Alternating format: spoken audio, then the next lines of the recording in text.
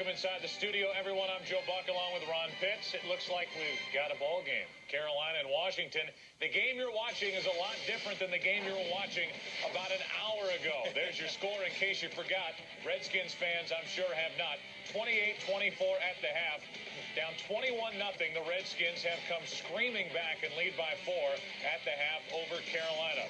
Late game scores, Tennessee at San Francisco with Garcia at quarterback in place of the injured Steve Young. A 14-10 lead for the 49ers at home over Tennessee. And how about this game? Denver Broncos leading by 6. That's not the big story over the Jets in a rematch of that AFC Championship game from a year ago. The big story, Terrell Davis out with a sprained right knee, possible ACL problem. No official word on that. We'll keep you up to date.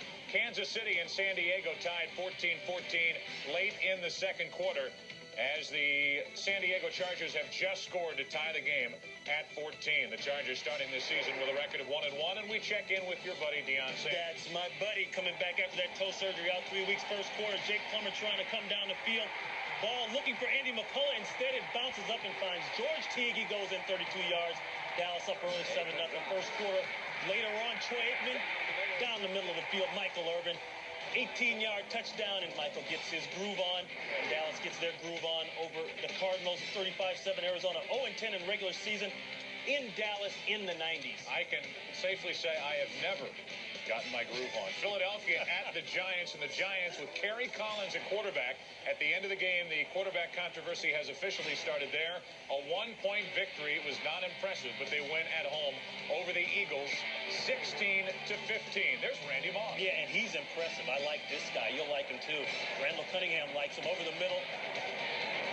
Yards after the catch, huge. Gets in the end zone. 27-yard touchdown, Minnesota up 14-zip. Fourth quarter, Trent Dilfer to Riedel Anthony. Watch the catch.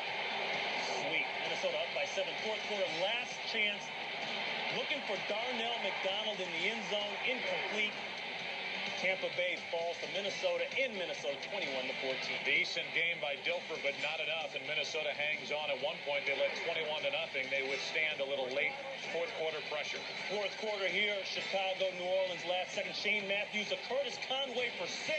Mike Ditka not happy. Bears 5 turnovers in the game, but they still win it 14-10. And the Bears now 2-2. Ditka's Saints, even with Ricky Williams in the lineup, slipped to 1-2 with a 4-point loss in Chicago. A big day for Oz Hakeem. Remember that name. He has trouble with the punt, but forget that. He gets the ball and gets moving, juking, jiving, jumping, hurdling. 84 yards. Hakeem on the day, 4 touchdowns, 3 receptions, 1 return. The punt return for the touchdown, and you got to be able to dance, Joe Buck. No, I don't. 38-10. Absolutely not. I've gotten through this far in my life. I have a feeling I'll go the rest of the way. A big victory for the Rams, who start 3-0 for the first time since 1995. The Ravens coming back, down 13-3. They beat up on the Falcons at home, and the Atlanta Falcons now have started the season with a record of 0-4. Steelers 45-12 at home under Coach Bill Cowher. He knows he wants a win badly. So does this guy. Second quarter, Mark Brunell finds Keenan McCardell in the end zone.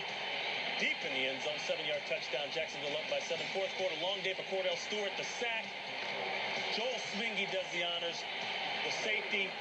Final score, Jacksonville 17, Pittsburgh 3. Smingy. For the first time, the road team wins in this home-and-home series, and the Browns led by a point at the half.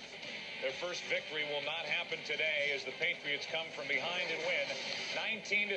Let's talk baseball. That's why I'm here, right? The Mets come up with the victory 2-1 as they get a bases-loaded wild pitch to win it in the 9th inning. They have clinched at very worst a playoff for the wild card spot. The Astros have clinched the National League Central with a 9-4 win over the Dodgers.